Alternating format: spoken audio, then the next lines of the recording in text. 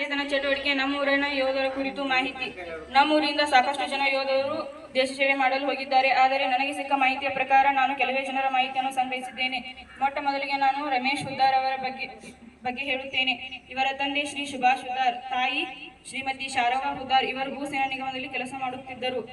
ಪ್ರಸ್ತುತ ನಮ್ಮ ದೇಶ ಸೇವೆಯನ್ನು ಮಾಡುತ್ತಿರುವ ಯೋಧರು ಶ್ರೀ ಮಾದೇವ್ ಗಸ್ತಿ, ಇವರ ತಂದೆ ಶ್ರೀ ಮುತ್ತಪ್ಪ ಗಸ್ತಿ, ತಾಯಿ ಶ್ರೀ ಯಲ್ಲವ್ವ ಗಸ್ತಿ.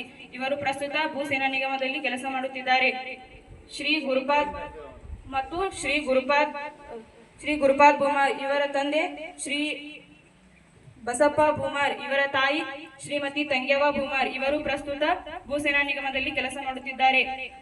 ಮತ್ತು ಶ್ರೀ ಮಾಂತೇಶ್ ಮೇತ್ರಿ, ಇವರ ತಂದೆ ಶ್ರೀ ಸುರೇಶ್ ಮೇತ್ರಿ, ಇವರ ತಾಯಿ ಶ್ರೀಮತಿ ಶಾರವ್ವ ಮೇತ್ರಿ. ಇವರು ಕೂಡ ಭೂಸೇನಾ ನಿಗಮದಲ್ಲಿ ಕೆಲಸ ಮಾಡುತ್ತಿದ್ದಾರೆ.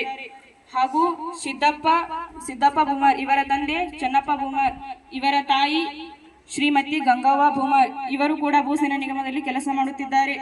ಮತ್ತು ಶ್ರೀಕಾಂತ್ ಹೊಸೂರ್, ಇವರ ತಂದೆ ಅಂಬಾಣ್. ಇವರು ಕೂಡ ಭೂಸೇನಾ ನಿಗಮದಲ್ಲಿ ಕೆಲಸ ಮಾಡುತ್ತಿದ್ದಾರೆ.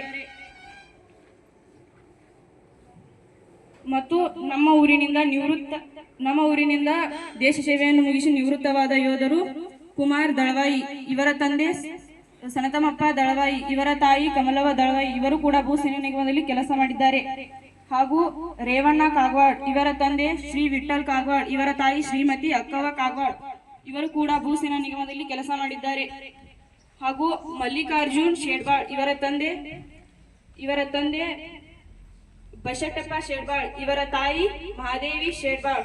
ಇವರು ಕೂಡ ಭೂಸೇನಾ ನಿಗಮದಲ್ಲಿ ಕೆಲಸ ಮಾಡಿ ಪ್ರಸ್ತುತ ತವರೂರಿಗೆ ಹಿಂತಿರುಗಿದ್ದಾರೆ. ಧನ್ಯವಾದಗಳು.